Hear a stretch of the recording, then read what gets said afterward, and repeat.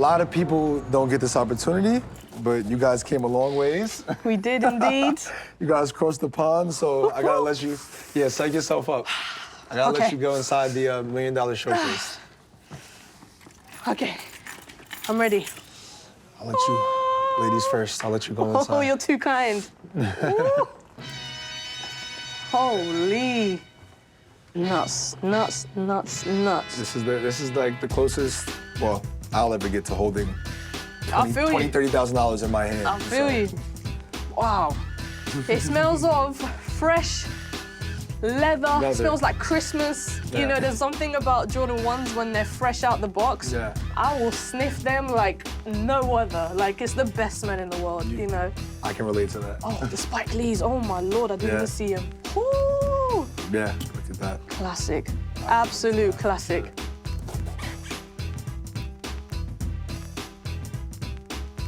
Welcome, welcome, welcome. This beautiful bad boy is the Nike Back to the Future. If you want to buy it, it's 100 grand, okay? And if you're a size 12, it's 110 grand. My first love for sneakers, I guess, back when I was 10. It was my birthday, got some friends over, got some money, and pretty much I went to JD Sports that next day. I really like popping colors and aesthetically giving me that old school buzz. My uncle, he had a crazy range of sneakers.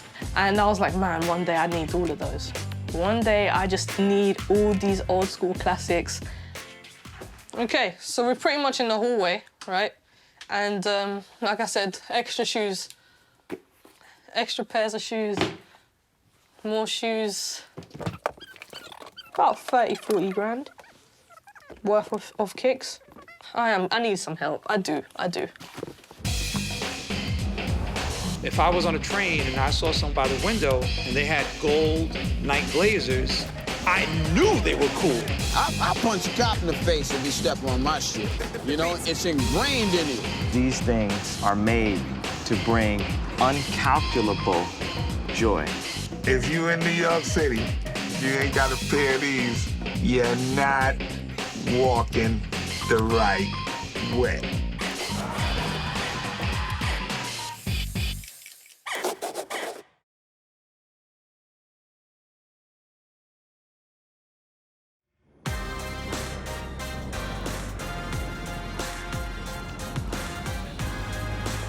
Just being in New York is mind-blowing. I'm excited. It's Christmas for me right now. It's Christmas. I've come to the birthplace of sneaker culture to find out how they become such a phenomenon. The sneaker industry has tripled in the last 10 years. It's now almost half of global footwear sales. I own about 80 pairs myself, and I'm not gonna lie, I still want more. But why? 2019 and 2020, we're living in the greatest era of sneaker culture, period. There's a huge sneaker community out there, and it's global. In 1991, New York legend DJ Bobito Garcia wrote Confessions of a Sneaker Addict, considered the first major piece of sneaker journalism. So let me break it down like this. There's two pockets of why shoes are cool. On one side, they're really functional. They're comfortable to wear. They look cool. They're an extension of your individuality. You can become creative with them. You can paint them. You can customize them. You can own them, right? So that's one pocket. The other pocket is that sneakers in and of themselves have been placed in the same way that people approach art. You got auction houses doing sneaker exhibitions, selling shoes that are like highly, highly collectible in the same way that one sells art. We grew up with rules of originality. So the phrase was no biting. What does that mean? So that means don't talk like me, don't dress like me, don't say what I say, don't dance the way I dance, don't do anything like me. Everything was about self-expression and originality. For example, if I'm coming to your house and we're going out, I show up with a pair of blue and white suede Pumas on. You open the door, I'm like, hey, what's good? Yeah. And you have on blue and white suede Pumas. You gotta change. Either change the laces, paint the stripes, do something to the midsole. That's what we live by. This sort of like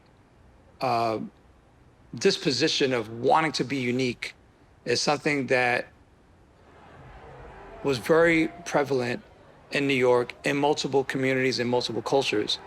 We're the people who put Nike on the map because everyone was wearing Converse and Pro-Keds. We were the ones who were like, hey, let's take a chance on this new brand, And by the 80s, there were like the 6 brands, Nike, Reebok, Puma, Pro-Keds, Adidas, Pony, Converse.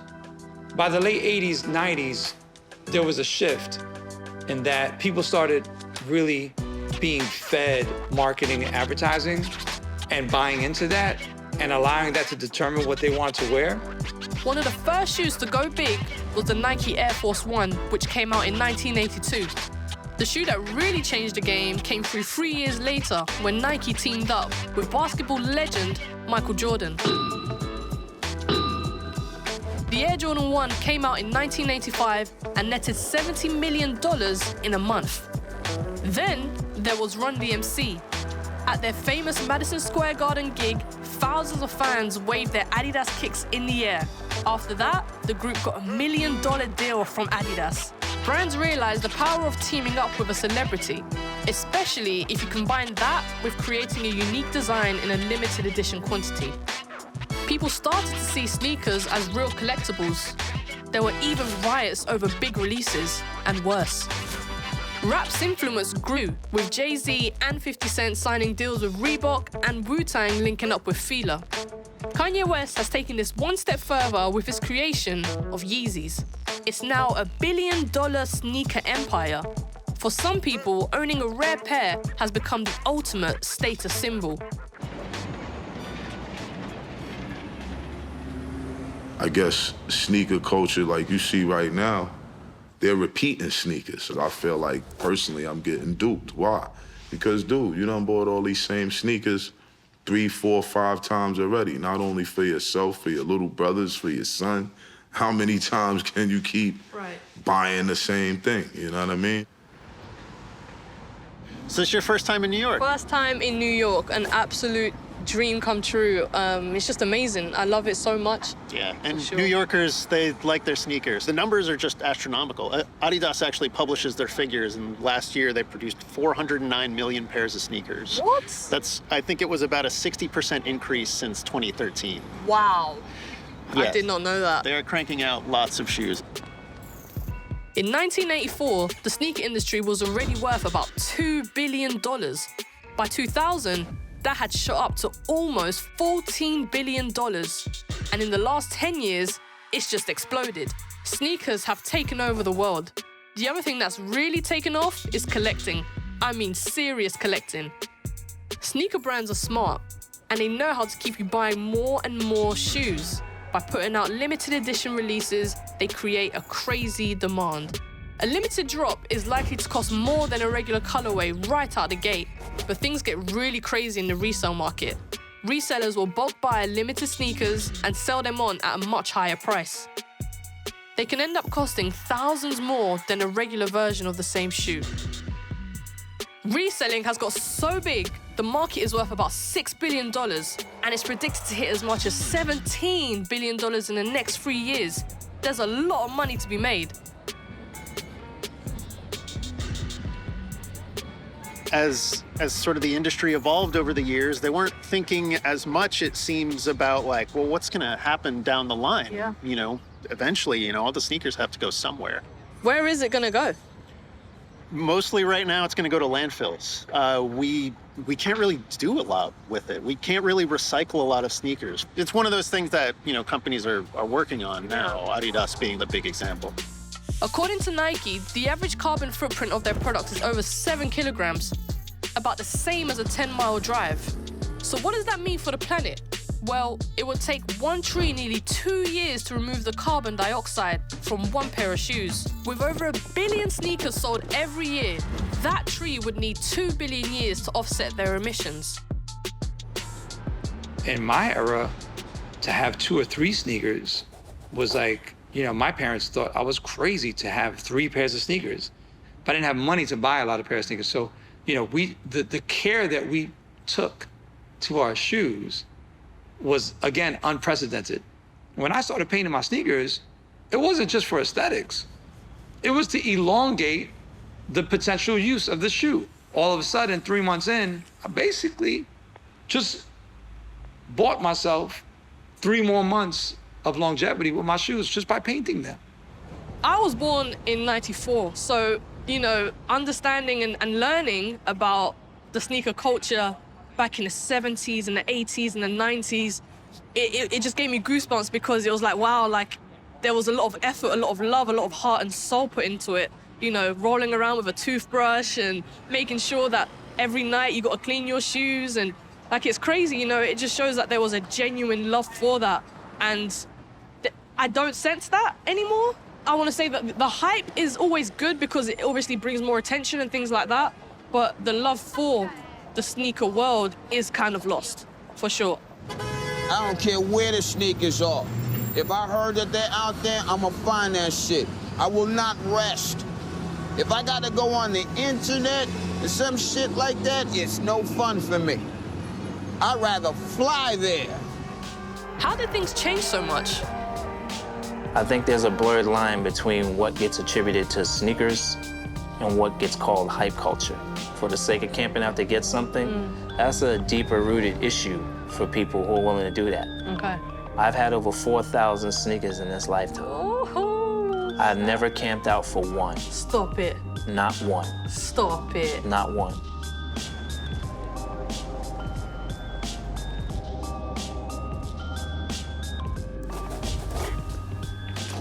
Hey, Tom. Hi, how you doing? Meet you. I'm very Good to well. see How you. are you?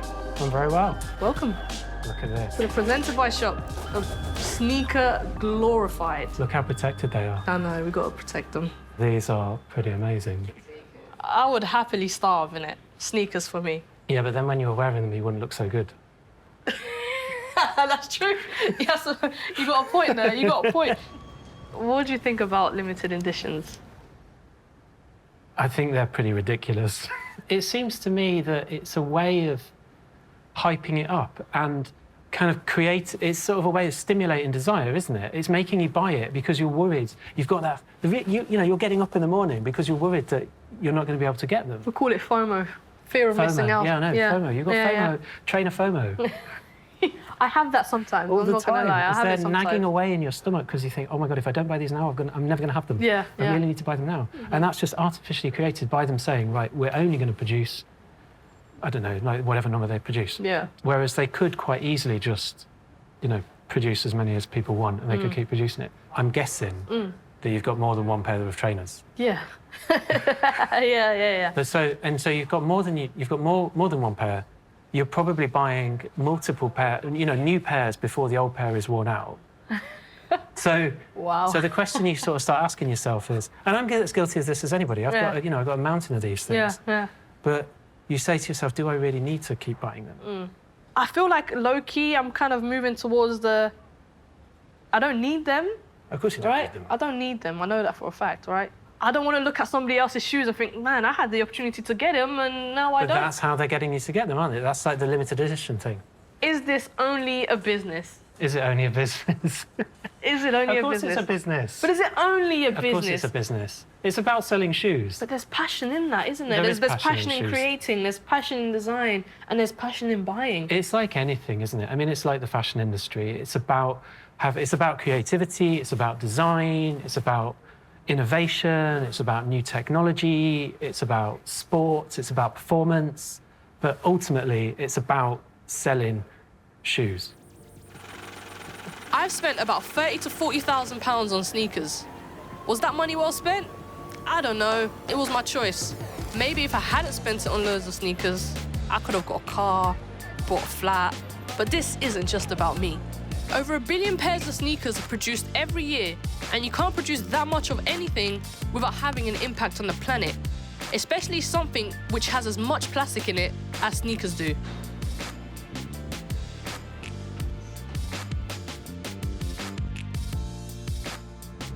So So I am in Germany today, heading to the Adidas headquarters. I am so excited, so I want to find out more.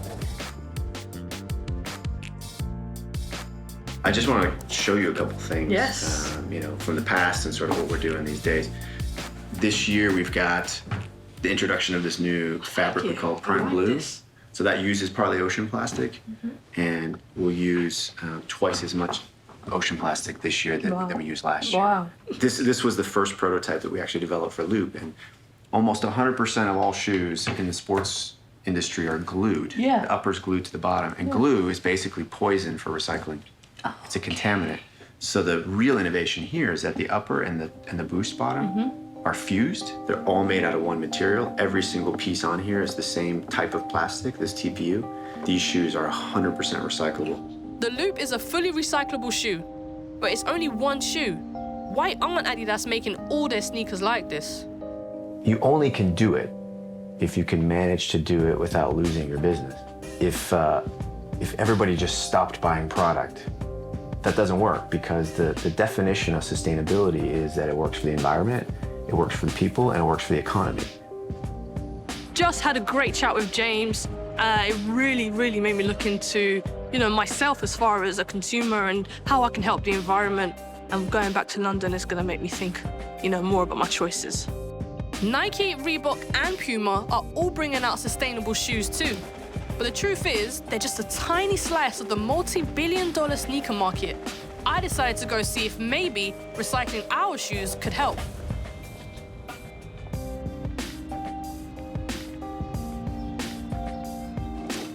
Morning, Lynnie. Hi, good How morning. are you? I'm very nice well. to see you. And Welcome you. to Center for Smart. We use the idea of trying to shred the shoes into bits and pieces, which I'm going to ask you to do with your sneakers in a minute. And basically, No way. what we do is we put the whole shoes into some sort of a shredder, or in this case, granulator. And what will happen, it will convert it to small particles, and we put it through a number of processes, which I'll show you in a minute, to be able to separate it to individual material. Then we can use those material to make more shoes or other things. So these Experiment for us. These were sneakers once These were all sneakers one day. It makes me so sad. But think about it this way. This is much better than actually send them into a landfill, because then there will no use out of this material.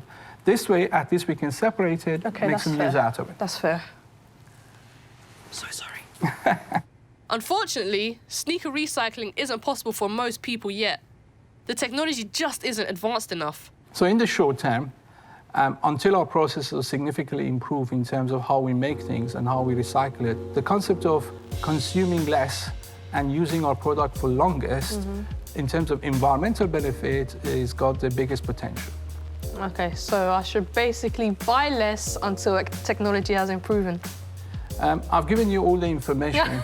The decision about buying less and stuff. I mean, for me, I'd like to get your take, because, for example, how many shoes do you have? I have 2 pairs of trainers. One is for indoor activities, one for outdoor activities.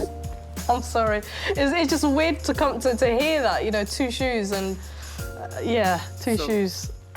Maybe the secret is returning to the roots of the scene, owning fewer shoes, treasuring them more.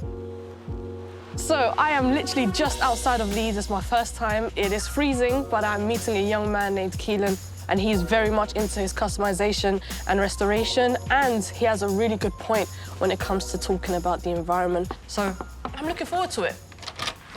Hi, Hello, nice Keelan. to meet you. Nice to meet you, Lynnie. Thank you so much.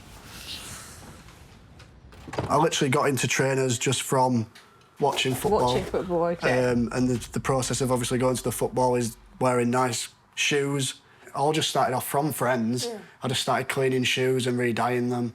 And then it's all moved to like this fully customisational work. And this is where it's at the moment. Like, there's not many people really sending old shoes to me. But when they do, I tend to want to revamp them fully, so I'll add new tongue tabs to them like that, add text to them, take text off. I mainly got into it just because when I was younger, I remember my dad buying brand new shoes and just binning the shoes constantly. He'd wear a pair for a few months, they'd get ruined at football, and then he'd just go and bin them. It was ruining shoes. Like these are getting re-dyed, so these are going to get a custom colour created to be the actual colour there was, and all this bottom bit will get repainted and things like that. What was your reason actually for wanting to bring more longevity into My reason for it is mainly just because I always want to keep my trainers in a good state. If I'm buying a £90 shoe, I want to keep it good, whereas some people don't have the same brain as me to want to keep shoes into a decent state. So once they're battered, they just send them straight to the bin or to a landfill. And I think if I can restore 9 pairs of shoes here in my house, and that's 9 less shoes that have to go to a landfill and obviously be wasted, because obviously with the toxins, what's in the shoe and the glue, obviously it goes straight into the soil. The rubber doesn't degrade. If everyone could just think for a minute before they're thinking, right, let's bin these shoes. I mean, I'm not saying come to my business, but obviously if you can bring your shoes to me and I can restore them, that's 1 less pair to go into landfill, and I'm happy with that. Keelan is just one of so many customizers and refurbishers who have started up in recent years. It's interesting because they seem closer to the way things were back in the day with making your sneakers last. I love the idea of it, you know, just having a few pairs that matter and customizing them to keep them in shape rather than buying new ones constantly. Do I need all the sneakers I have? Probably not.